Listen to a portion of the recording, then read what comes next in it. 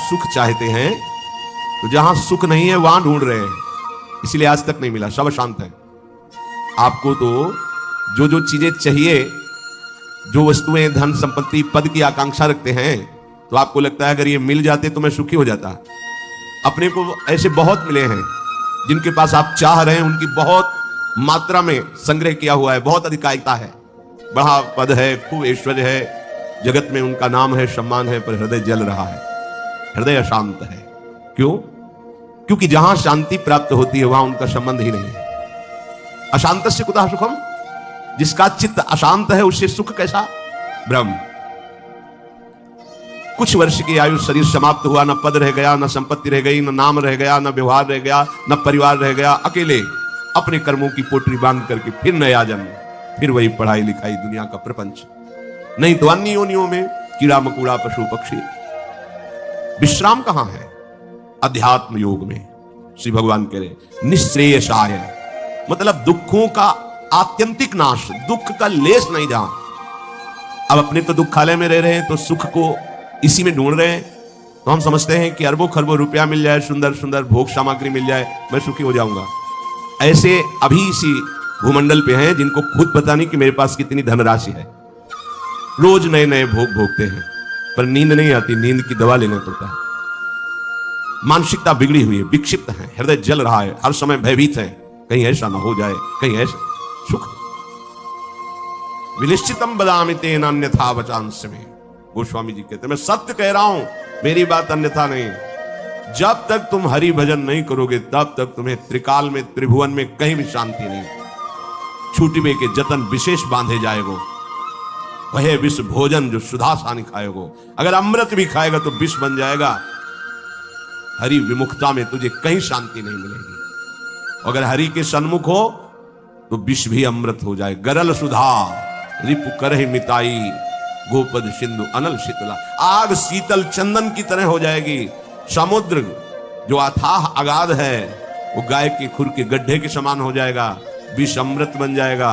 दुश्मन सब मित्र बन जाएंगे यदि हरि की कृपा हो जाए तो ये हरि के चरणों का आश्रय ही आत्यंतिक सुख का स्वरूप है। ये कैसे प्राप्त होता है? तो श्री भगवान कहते हैं कि मन ही बंधन और मोक्ष का कारण है। ये जब किसी विषय का चिंतन करता है भोग भावना से, किसी व्यक्ति का चिंतन करता है राग या द्वेष से, तो ये बंधन का कारण बन जाता है। अगले जन्म की ये पूरी तैयारी करा देता है। नाना प्रकार के भ्रमात्मक दुख सुखों में फंसा देता है। और जब यही मन प्रभु का चिंतन करने लगता है, प्रभु के नाम का, प्रभु के रूप का, प्रभु की लीलाओं का, प्रभु के गुणों का, प्रभु के भक्तों का, तो यही मोक्ष का खुला हुआ द्वार हो जाता है। यही मन, जब मन किसी व्यक्ति को भगवत भाव से, किसी भोगों को प्रभु की सेवा में अर्पित करने के लिए, यही मोक्ष का कारण बन जाता है। और जब किसी भोगों को स्वयं भोगने के लिए और किसी व्यक्ति को राग द्वेष से, यही बंधन का कारण स्पष्ट। इसीलिए भगवान बहुत जोर देते हैं अनन्य चिंतन पर। तुम्हारा चिंतन भगवत भाव से निरंतर चलता रहे तो जितनी श्वासें हैं वो प्रभु को अर्पित कर देने का फल होगा, प्रभु के समीप पहुंच जाना। ये तो बहुत कठिन है। मन को संसार के चिंतन से हटा करके प्रभु के चिंतन में लगाना, ये तो बहुत कठिन है। क्योंकि हमारी आसक्ति हो गई है शरीर में, शरीर संबंधियों में, भोगों में, पद प्रतिष्ठा में। बड़ा सुख लगता है जब हमारा यश, हमारी प्रतिष्ठा, हमारा मान, हमारा ऐश्वर्य, हमारा संबंध ये बहुतायत में दिखाई देता है तो अहंकार को बड़ा सुख मिलता है। यही दुख में फंसने का मूल कारण है। और संसार में यही उद्देश्य रखा जाता है। देखो ना भ्रम, जो हमारे दुख का मूल कारण है वही हम उद्देश्य लिए घूम रहे हैं, तो सुख कैसे मिलेगा? धतूरा बोओगे तो विषय खाने को मिलेगा ना, अमृत तो नहीं मिल जाएगा। अगर धतूरे में एक जीवन नष्ट करने की सामर्थ्य है तो मान, प्रतिष्ठा, प्रशंसा, भोग, भावना ये कई जन्म नष्ट करने की सामर्थ्य रखता है। बुद्धि हमारी भ्रमित है, इसलिए हम समझ नहीं पा रहे। विष तो एक जन्म मारता है, विषय देखो ना, जब से सृष्टि हुई आज तक मार ही तो रहा है। मरते मरते थक गए, मरना नहीं मिटा, फिर मरना पड़ेगा। अरे अब तो ऐसा मरो कि अब जन्मना ना पड़े, मृत्यु महोत्सव हो जाए। तो हे प्रभु, ये आसक्ति हमारी हो गई है शरीर में, शरीर संबंधियों में, भोगों में। तो जहां हमारी आसक्ति होती वहीं हमारा मन चित्त चिंतन करता है। वो आप कह रहे हैं कि अगर मन चिंतन करे निरंतर प्रभु का तो मुक्त है, जीवन मुक्त है। अभी कैसे हो सकता है ऐसा? तो श्री भगवान ने कहा, प्रसंगमजरम पाशमात्मनः कवयो विदुः स एव साधु सुकृतो मोक्ष द्वारमपावृतम्। खुला हुआ मोक्ष का द्वार खुल गया। क्या? जो तुम्हारी शरीर में आसक्ति है, शरीर के रिश्ते नाते संबंधियों में आसक्ति है, भोगों में आसक्ति है, वही नरक का खुला हुआ द्वार है। कैसे?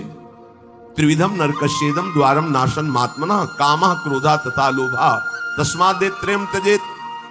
जब तुम शरीर भाव से होते हो तभी तुम्हें काम वेदना सताती है। काम में बाधा पड़ने पर क्रोध का जागरण होता है, क्रोध ही नाश का स्वरूप बन जाता है। क्रोध हमारी स्मृति का नाश करता है, स्मृति से बुद्धि नष्ट हो जाती है, बुद्धि नाश ही सर्वनाश हो जाता है। काम, क्रोध और लोभ ये नरक के खुले हुए द्वार है। अगर यही आसक्ति प्रभु के प्रेमी महात्मा के चरणों में हो जाए तो कह रहे हैं मोक्ष द्वारम अपावृतम, खुल गया मोक्ष का द्वार। अब बस केवल प्रवेश करना है, अर्थात उनकी आज्ञा का पालन करना है। जो आसक्ति शरीर में, भोगों में, संबंधियों में है, यदि वो श्री भगवान के प्रेमी महात्मा सदगुरुदेव के चरणों में हो जाए तो मोक्ष का खुला हुआ द्वार है। अजात शत्रुभा, अगर एक भी व्यक्ति के प्रति शत्रु भाव रहेगा तो यहां लौट के आना पड़ेगा। एक भी व्यक्ति से आसक्ति हो गई तो लौट के आना पड़ेगा। मृग के बच्चे से हुई मृग बन गए, पुरंजनी से हुई पुरंजनी बन गए। हमारी ऐसी भगवत भावना बढ़े कि पूरी सृष्टि में कोई एक भी शत्रु ना हो। जो तुमसे द्वेष करे उसको प्रणाम करो। यदि भगवत प्राप्ति के मार्ग में बढ़ रहे हो, जो तुमसे ना बोले उससे तुम कभी भी रूठो मत। सामने पड़े तो राधे राधे श्री हरि। कभी ऐसा नहीं कि ये तो दुष्ट है मैं गाली देता, नहीं नहीं, हमारा प्रभु ही हमारे हृदय को मजबूत करने के लिए ऐसा स्वांग रच रहा है। सच्ची मानना, भगवान अपने भक्त को समर्थ बनाने के लिए लीला करते हैं, वही है, कोई दुष्ट नहीं है। किसकी सामर्थ्य है कि प्रभु के पार्षद को गाली दे दे, प्रभु के पार्षद को पीट दे, प्रभु के पार्षद की अवहेलना कर दे? ये भगवान इसीलिए करवाते हैं कि तुम समर्थ बनो, द्वंद्वों को परास्त करो, ना कि द्वंद्वों से परास्त हो जाओ। तुम मेरे सेवक कहलाकर द्वंद्वों से परास्त हो जाओगे तो ठीक नहीं है। ए भगवान का भक्त जरा सी बात में देखो विकल हो, नहीं। कोई भी भगवान का प्रेमी महात्मा ऐसा चरित्र नहीं पाया गया कि कभी किसी भी परिस्थिति में व्यथित हो गया है। नहीं, यम ही न व्यथ्यन्ते ते पुरुषम पुरुषर्षभ सम दुखा सुखाधीरम स्वमृतत्वाय कल्पते। जो सुख दुख में समान किसी भी परिस्थिति में हृदय व्यथित नहीं हुआ, हर समय राधा राधा राधा, परम पद उसके चरणों में लौटता है, वही परम पद का अधिकारी है। अजात शत्रुवः, तुम्हारा कोई एक भी शत्रु नहीं होना चाहिए, क्योंकि भगवान कहते संतों का एक भी शत्रु नहीं होता। अपना मन ही शत्रु है, कोई और बाहर शत्रु नहीं। जब तक आप अपने मन को प्रभु के चरणों में नहीं लगाते तब तक ये जाल फैलाता रहता है। एक को मित्र बनाएगा, एक को शत्रु बना लेगा, एक में राग कर लेगा, एक में द्वेष कर लेगा और हमारे नए जन्म की व्यवस्था कर देगा। ये मन ही हमारा शत्रु है जब तक वश में नहीं होता। ये मन ही हमारी दुर्गति का कारण है जब तक ये प्रभु में नहीं लगता। प्रभु में लग जाए, वश में हो जाए तो इससे बड़ा कोई मित्र नहीं। मन ही श्री कृष्णाकार होकर भगवत साक्षात्कार करा देता है। अजात शत्रुवा, कोई भी एक हमारे द्वेष का पात्र न हो। अद्वेष्टा सर्वभूतानाम, समस्त भूतों में द्वेष रहित, दोष बुद्धि रहित हमारे हृदय की स्थिति होनी चाहिए, क्योंकि संतों की ऐसी होती है। शांताहा, किसी भी परिस्थिति में कोई तुम्हें अशांत न कर पावे, ना अंदर की वृत्ति ना बाहर का व्यक्ति। ऐसी शांति तभी मिलेगी जब चित्त प्रियाजू के चरणों के चिंतन में होगा, उनके नाम के चिंतन में होगा, क्योंकि भगवत प्रेमी महात्मा शांत रहते हैं। शांताः साधवा साधुभूषण। आप राग द्वेष में विचरेंगे, निंदा स्तुति करेंगे, मान अपमान में सुखी दुखी होंगे तो अनन्य भक्ति कब धारण करेंगे? अपने को केवल लक्ष्य पर दृष्टि रखनी है। वही सच्चा निशानेबाज है जो केवल लक्ष्य पर दृष्टि रखता है। द्रोणाचार्य जी ने कौरवों पांडवों को धनुर्विद्या की शिक्षा दी। परीक्षा के लिए एक वृक्ष में चिड़िया टांगी और कहा इसकी आंख पर निशाना लगाना है। जो धनुष उठाता और तीर संधान करता, पूछते क्या दिखाई दे रहा है? बोले वृक्ष, डाल, चिड़िया। बोले रख दो धनुष। सब युधिष्ठिर जी से भी पूछा तो उन्होंने कहा चिड़िया दिखाई दे रही है, फिर आंख दिखाई, रख दो। अर्जुन से कहा क्या दिखाई दे रहा है? बोले गुरुदेव केवल आंख। बोले वेद दे, बस लक्ष्य दिखाई देना चाहिए तो कुछ भी आपको, कोई भी आपको, कहीं भी आपको परास्त नहीं कर सकता। लक्ष्य श्यामा श्याम, श्यामा श्याम का स्मरण, कोई परास्त नहीं कर सकता। लक्ष्य रहित होकर घूमोगे तो सब तुम्हें व्यथित कर देंगे। काम क्रोध लोभ मोह मद मत्सर, ये सब हृदय में ही ये प्रहार करते हैं। बाहर का प्रहार तो कोई भी सह सकता है, लेकिन हृदय के प्रहार को बड़े बड़े वीर नहीं सह पाते। साधक हृदय के प्रहार को सहता है, इसलिए उससे बड़ा कोई वीर नहीं होता। सबसे बड़ा सुभट साधु होता है जो काम क्रोध आदि के वार को हंसते हुए सहकर भगवान की तरफ बढ़ता है। जो विश्व में विश्व विजेता धनुर्विद्या के प्रकांड ज्ञानी, युद्ध क्षेत्र में सदैव विजय प्राप्त करने वाले रहे, वो भी घुटने टेक दिए काम क्रोध के आगे। लेकिन साधु अहंकार रहित होकर पूरे जीवन इनसे युद्ध करता हुआ आगे बढ़ जाता है। इसीलिए सा जयति जयति जग उच्चरे, पूरा संसार ब्रह्मा जी तक उसे नमस्कार करते हैं। ये विजय तभी हो सकती जब लक्ष्य चिंतन में रहे। श्यामा श्याम मयि अनन्येन भावेन भक्तिम कुर्वन्ति दृढ़ाम। अनन्य भाव अपने प्यारी जू के चरणों में दृढ़ाम। कोई भी परिस्थिति या कोई भी प्रलोभन हमें हमारी श्री जी से हटा ना सके, इसे दृढ़ाम कहते हैं। दृढ़, प्राण ही तो जाएंगे, बहुत बार गए हैं, बहुत बार मरा हूं, अब एक बार श्री जी के लिए प्राण समर्पित करता हूं। चाहे जितना भयानक कष्ट दिया जाए, अपनी प्यारी जू से एक क्षण के लिए भी वृत्ति नहीं हटा सकता।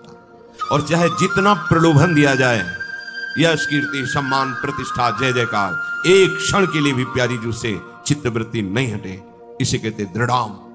भारी से भारी अनुकूलता और भारी से भारी प्रतिकूलता जब अपने इष्ट के चिंतन को न रोक पावे तो उसे कहते अनन्य भक्त। अनन्य भक्त बहुत बड़ी दुर्लभ स्थिति है, इससे बढ़कर कोई पद नहीं है, कोई स्थिति नहीं है। और ये वृंदावन नित्य विहार रस, ये रसिक अनन्यों का है। ये रसिक अनन्यों के नरेश श्री हिताचार्य, श्री स्वामी हरिदास जी, ये सब सहचरियां प्रकट हुई हैं इस रस को प्रदान करने के लिए। ये तो अनन्यता से ही आता है रस। मत कृति त्यक्त कर्माणस त्यक्त स्वजन बांधवाः, दो भाव इसके। मेरे लिए सारे सांसारिक कार्य छोड़कर केवल भजन, ये निवृत्ति मार्ग पर विरक्त भाव। और जो भी कर्म कर रहे हैं वो प्रभु को समर्पित करना, एक गृहस्थ प्रवृत्ति मार्ग पर, दोनों को ये करना होगा। मत कृते त्यक्त कर्माणस, मेरे लिए सारे कर्म समर्पित करना, ये गृहस्थ। और मेरे लिए सारे संसार के कर्म छोड़कर एकमात्र केवल प्रियालाल संबंधी चेष्टाएं, ये है विरक्त। नींद खुलने से लेकर सुषुप्ति गाढ़ नींद तक, चेतना से लेकर मृत्यु तक प्रियालाल के सिवा कोई कार्य नहीं करना। अपने शरीर के पोषण का भी कार्य नहीं करना। हमारे शरीर का भरण पोषण प्रियालाल से होगा। हमें जगने से लेकर सोने तक, जीने से लेकर मरने तक केवल प्रियालाल के ही संबंध के कार्य करने, अन्यथा नहीं। ना अपने तन ढकने के लिए, ना अपने शरीर पोषण के लिए, ना अपनी शरीर व्यवस्था के लिए। ये आराध्य देव का भार है, वो देखेंगे क्या पहनाना है, कैसे बैठालना है, कहां रखना है, कैसे चलाना है, इसकी चिंता नहीं। पोषण भरण न चिंत कराहि, श्री हरिवंश विभव विलसाई, श्री वृंदावन की माधुरी। और गृहस्थ में धर्मयुक्त कार्य करते हुए वो कार्य प्रभु को समर्पित करना। मत कृते त्यक्त कर्माणस, और त्यक्त स्वजन बांधवाहा, विरक्त के लिए किसी भी तरह से परिवार के सदस्यों से थोड़ा भी स्नेह नहीं रखना।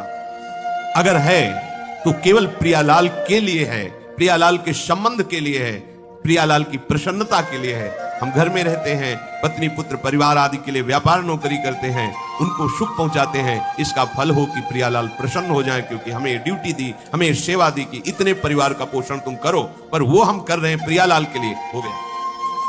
विरक्त किसी भी तरह से अपने शरीर संबंध की वासना का पोषण न होने दे। प्रियालाल के संबंध से सब हमारे प्यारे, प्रियालाल का संबंधी नहीं तो अंजन कहा आंख जई फूटे, बहुतक कहो कहां लो, नहीं नहीं कोई हमारा नहीं। भगवान कह रहे मेरे लिए अपने स्वजन संबंधियों का त्याग कर दिया। त्यक्त स्वजन बांधवाहा, गोपीजनों से प्रभु द्रवित होकर के कह रहे हैं, जो बड़े बड़े योगी जन जिन बेड़ियों को नहीं तोड़ पाते, उन स्नेह की बेड़ियों को तोड़कर तुमने हमसे प्रेम किया, इसलिए मैं तुम्हारा जन्म जन्म ऋणी। भगवान कह रहे मैं ऋणी तुम्हारा। केवल प्रभु से प्रेम करने के कारण ही हनुमान जी महाराज से भगवान श्री राम कह रहे हैं, प्रति उपकार करो का तोरा, सन्मुख हो ही न सकत मन मोरा। ऐ वत्स, तुमने जो समर्पण करके हमारे प्रति अनन्य भाव प्रकट किया है, इसके बदले में मैं तुम्हें क्या दे सकता हूं। सकुच के कारण मेरा मन सन्मुख नहीं हो। प्रभु तुम संतात उरिन मैं नहीं। ओह, अखिल लोकों का दाता बोल रहा है, तुम संतात उरिन। ये अनन्य भक्त के लिए शब्द है, दूसरों के लिए नहीं। भगवान जब अहेतु की कृपा करते हैं तब ऐसी भक्ति जागृत होती है, भक्तों के संग के प्रभाव। त्यक्त स्वजन बांधवाहा, ये ना तुम्हारे थे न है न रहेंगे। श्रुत बनिता आदि जान स्वार्थ रत्न ना करुणे सभी ते, अंत ही तो ही तजेंगे पामर तू न तज। तुझे समझ में नहीं आ रहा। अरे जिंदगी में लाखों का मेला जुड़ा, हंसा जब जब उड़ा तो अकेला उड़ा, कोई तेरे साथ नहीं होगा। तेरा सच्चा साथी हरि तेरे साथ होगा, पर उस साथी से तो तुमने कभी प्यार ही नहीं किया, कभी उसको सुमिरन ही नहीं किया, तो फिर भोगना पड़ेगा। बहुत बड़ा प्रपंच है ये माया का। त्यक्त स्वजन बांधवा, चाहे गृहस्थ में हो चाहे विरक्त में हो। गृहस्थ में हो तो वो प्रभु के जन है, उनकी सेवा का फल प्रभु की प्रसन्नता। विरक्त में हो बिल्कुल किसी तरह से कोई संबंध नहीं, केवल प्रियालाल के संबंध से ही संबंध है। नाते नेह राम के मनियत सुहद सुसेव्य जहालो। मदाश्रय, केवल मेरे आश्रित रहे। ये बहुत बढ़िया मीठी आखिरी बात। ये जीवन की साधना का फल, ये शब्द मदाश्रय इतना मीठा है, इतना शांति है, इतना आनंद है, बस इसी को समझ नहीं पा रहे तो परेशान हो रहे हैं। हमारा मन नहीं लगता, हमसे ये नहीं होता, हमसे वो नहीं होता, तुम्ही से तो ना, तो तुम छोड़ो अपने को, मदाश्रय ऐसे हो जाओ प्रभु के आश्रय। पता नहीं कल्याण हो कि ना हो, जो हो रहा है वो भी छूट जाएगा, पता नहीं कौन सी गति हो। तो संशयात्मा भी नश्यति, इस पर शास्त्र सब कुछ वर्णन करते। तुम्हें प्रभु पे भरोसा नहीं है? प्रभु का आश्रय ये पूरे जीवन में इसी ने चलाया है, मदाश्रया ने इसी ने पोषण किया है, और यही हमें बेपरवाह रखा है ना प्रभु। मदाश्रया प्रभु का कोई साथी नहीं है, कोई साथी नहीं। एकमात्र श्री हरि, एकमात्र प्रियाजी। आश्रय ये बहुत अमृत शब्द है, समझ में केवल आ जाए। अभी इसी क्षण बिना साधना के मुक्त हो, अगर ये बात समझ में आ जाए, पर अभी तो समझ में आ सकती है कुछ मिनट के लिए, क्योंकि यहाँ का वायुमंडल है मदाश्रया का। तो अभी सब पर गेट के बाहर निकलते ही हवा बदलेगी तो विचार बदल जाएंगे। मदाश्रया ये गुरु कृपा से आई हुई भारी विपत्ति, प्रतिकूलता, असाध्य रोग, अपमान, निंदा, ये सहयोगी होते हैं मदाश्रया के लिए। ये मदाश्रया में बहुत सहयोगी होते हैं, और इनको कौन चाहता है? इसलिए मदाश्रया नहीं हो पाता। वो हम के आश्रित रहता है। साधना का आश्रय ले सकता है, क्रियाओं का आश्रय ले सकता है, व्यक्ति का आश्रय ले सकता है, लेकिन मदाश्रया भगवद आश्रित, और भगवद आश्रित बहुत बेपरवाह और ऐसी वस्तु मिलती है जो किसी साधना से नहीं मिलती। पर ये हृदय का विषय होता है, वाणी का नहीं होता। केवल वाणी के कहने से हृदय शांत नहीं हो जाएगा। निज सुख बिनु मन होई की थीरा, जब तक मन में ये आश्रय जागृत नहीं होगा तब तक बात नहीं बनेगी। और ये जागृत तभी होगी, लिख लो, जब तुम्हारा अपमान होगा, निंदा होगी, शरीर किसी असाध्य रोग से ग्रसित होगा, सब तिरस्कार करेंगे, सब, कोई सृष्टि में प्यार से देखने वाला नहीं होगा, तब सच्चा मदाश्रय उदय होता है। प्रभु आपकी शरण, वो हृदय की जो धारा प्रभु की तरफ बही निहाल कर, तो एक कदम मेरी तरफ चल के तो देख, पूरी सृष्टि न झुका दूं तो कहना। भगवान की वचन, एक कदम तो चल के देख मेरी तरफ।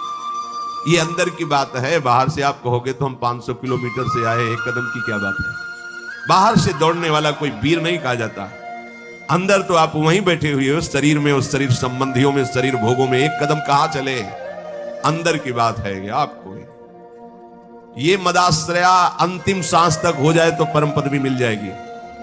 बहुत बार बता चुके, फिर समझ लीजिए। द्रौपदी जी महान भक्ता हैं, भगवान से मिलती हैं, बात करती हैं, पर ये विपत्ति, ये दुख, ये असाध्य रोग, ये अपमान, ये निंदा, ये मदाश्रया को जागृत करता है, दूसरा नहीं, दूसरा नहीं। अभी तक पूर्ण मदाश्रया द्रौपदी जी नहीं थी, क्योंकि जब कर्ण और दुर्योधन के आदेश से दुशासन महल में प्रवेश करता है और बाल पकड़ करके अपवित्र दशा में उनको घसीटते हुए सभा में लाता है, तब एक बार भी नहीं बोली हा श्री कृष्ण। क्यों? अंदर आश्रय है। ऐसे महावीर है कि अगर भीम गदा उठा ले तो त्रिभुवन में सामने उनके टिकने वाला वीर नहीं है। अर्जुन अगर गांडीव चढ़ा ले तो किसी को भी ललकार सकते हैं, भगवत शक्ति से संपन्न है। अगर युधिष्ठिर जी भाला उठा ले तो सामने कोई महावीर भी टिकने वाला नहीं है। मेरे 5 पति हैं और सभा में परम धर्मात्मा भीष्म जी विराजमान है, जो महात्मा है। क्या उनके होते हुए ऐसा हो सकता है? द्रोणाचार्य जी हैं, कृपाचार्य जी हैं, बड़े बड़े वीर बैठे, एक बार भी नहीं आया कि मेरे श्री कृष्ण हैं। पढ़ के देख लो, व्यास भगवान द्वारा रचित महाभारत, उसको स्वाध्याय किया है पूर्व में। एक बार भी नहीं आया कि मेरा परम प्यारा मित्र श्री कृष्ण है ना, वो बचा लेगा। अगर ऐसा आता तो दुशासन केस में हाथ ही नहीं रख सकता था। विश्वास कीजिए, महल में ही केस नहीं पकड़ सकता था द्रौपदी के। गई सभा में बड़ा उपहास कर रहा है, कर्ण और दुर्योधन गंदे शब्दों से बोल रहा है, नहीं बोलना चाहिए। ऐसी धर्मात्माओं की सभा में ऐसी महान देवी को ऐसे शब्द नहीं बोलने चाहिए, बड़े अपवित्र शब्द बोले। तब उनकी दृष्टि गई तो 5 पति सर झुकाए बैठे हैं, कोई देख भी नहीं रहा है। कृपाचार्य द्रोणाचार्य सदगुरु हैं, पिता की तरह है, कोई नहीं बोल रहा। भीष्म जी की तरफ देखा और कहा, मैं केवल इतना पूछना चाहती हूं कि क्या केवल महाराज युधिष्ठिर को अधिकार है मुझे हारने का? क्या यह धर्म है? अगर है तो आप केवल बोल दीजिए, मैं सब कुछ सह जाऊंगी। अगर धर्म नहीं तो मैं समर्थ हूं, हर एक को दंड देने में समर्थ हूं। कान में लग करके गांधारी जी ने बाद में कहा था धृतराष्ट्र से कि होश में हो जा, पूरी सभा को भस्म करने की सामर्थ्य द्रौपदी रखती है, क्योंकि वो महान देवी कोई साधारण मां के गर्भ से पैदा हुई नहीं, यज्ञ से प्रकट हुई है। कहां कोई बात सुनने वाला? खींच रहा है दुशासन, 10,000 हाथियों का बल रखता है। द्रौपदी जी हाथ से पकड़े हुए थक गई। सोचा अभी मदाश्रया नहीं जागृत हुआ, एक बार भी कृष्ण याद नहीं आए, दांत से पकड़ लिया। अब लगा कि अब की बार के झटके में दांत से भी छूट जाएगा, स्वयं छोड़ दिया और कहा, हे द्वारिका। सेकंड नहीं लगा, भगवान का वस्त्रावतार, मदाश्रया सीधे भगवत प्राप्ति। कोई भी कहीं भी कैसे, मदाश्रया के लिए शर्त नहीं है कि आप किस जन्म, किस कुल में, किस क्या कुछ, कहीं भी हो, कोई भी हो, कैसे भी हो, भगवत प्राप्ति के लिए सिद्ध बात है भगवान का आश्रय। अब जीव आश्रय लेना भी नहीं जानता, इसीलिए सत्संग भगवान देते हैं, साधु महात्माओं का संग देते हैं, जिससे तुम्हारी बुद्धि पवित्र हो और तुम भगवान का आश्रय लो। जो संत जन होते हैं वो मदाश्रया, भगवद आश्रय, ऐसे चमत्कार जीवन में प्रकट होते हैं जो भगवद आश्रित, तपस्या और साधन, ये सब एक तरफ, ये बीच में ऐसे रकील खींचिए, एक तरफ मदाश्रया, एक तरफ जिस क्षण आश्रय लिया उसी क्षण से आपकी समानता करने वाला कोई नहीं रह गया। बार बार समझाने के लिए कहते हैं, जैसे बाली वैसे ही सुग्रीव, इतना भी अंतर नहीं, ना आचरण में ना बल में, किसी भी, बहुत समान भाई थे लोग। और रूप भी, बाली और सुग्रीव को खड़ा कर दे तो भगवान भी पहचानने में तभी माला पहनाया था भगवान। एकदम एक रूप, एक बल, एक स्वभाव, एक गुण, दोनों ऐसे भाई थे। जब भगवान ने बाण मारा, सामने देखा कोटि कंदर्प दमनी मर्यादा पुरुषोत्तम भगवान, गंभीर मुद्रा। तो हृदय में तो महान प्रीति है, बड़ा प्रसन्न है कि वैसे तो मैं इस लायक ही नहीं था, जो योगियों के ध्यान में नहीं आते, हमारे सामने खड़े हैं, और थोड़ा इनसे बात भी तो कर ले। तो कहा प्रभु सुन रखा है कि आप समदर्शी हो, फिर पर आज आपकी समदर्शिता दिखाई नहीं दे रही, पक्षपात दिखाई दे रहा। मेरा भाई है, पता नहीं आप जानते हैं पूर्ण रूप से कि नहीं, पर मैं जानता हूं क्योंकि साथ ही खेला हूं। मेरे आचरणों से उसके कम आचरण नहीं है, जैसा मैं वैसे ही मेरा भाई, मैं जानता हूं। पर ये क्या, एक का पक्षपात लेके छुप के हमारी छाती में बाण मारा, मैं बैरी सुग्रीव प्यारा, क्या कारण? एक शब्द यही भगवान का था, ऐ देहाभिमानी, तूने सुन नहीं रखा था कि ये मेरी शरण में हो गया है। अभी अभी हुआ है, कोई तपस्या नहीं, कोई साधना नहीं, और हुआ कैसे? महाभागवत हनुमान जी के द्वारा कराया। बस ये मदाश्रया शब्द बहुत बड़ा है, बहुत बड़ा, बस इसका परिचय नहीं मिल पाता है। ये कैसे हो ऐसा लगता है। हाँ, अब क्या करूं? तब साधन बताया जाता है, करो क्योंकि तुम्हारा करने में राग है। जब करते करते हार जाओगे तब फिर यही शब्द बताया जाएगा, मदाश्रया, हो जाओ भगवान के आश्रित।